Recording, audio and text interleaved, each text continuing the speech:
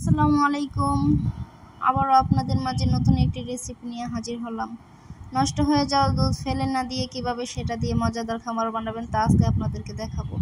তার জন্য 5 লিটার তরল দুধ নিয়ে নিলাম, সেটাকে ভালো করে ছানা করে নিলাম যেন একটুও পানি লেগে না থাকে। একটি পাত্রে ছানাটা ঢেলে দিলাম, তার মাঝে চিনি, লবণ, এলাচ, দারচিনি, তেজপাতা এগুলো দিয়ে দিলাম। ছানাটা তৈরি হয়ে এলে তা একটি পাত্রে ঢেলে দিলাম। ছোট্ট একটি চামচের সাহায্যে সেটাকে ভালোভাবে বসিয়ে নিলাম। তারপর 2 ঘন্টা ফ্রিজে রেখে দিলাম। ফ্রিজ থেকে বের করে সাইজ মতো কেটে নিলাম।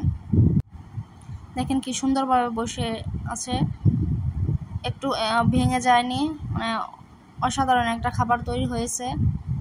আলতোভাবে খুব উঠে যাচ্ছে, একদম নরম তুলতুলে খাবারটা তৈরি হয়ে গেছে আমার। আপনারাও চাইলে এভাবে সুন্দর মজাদার খাবার তৈরি করতে পারেন। তৈরি হয়ে গেল আমার ছানার সন্দেশ।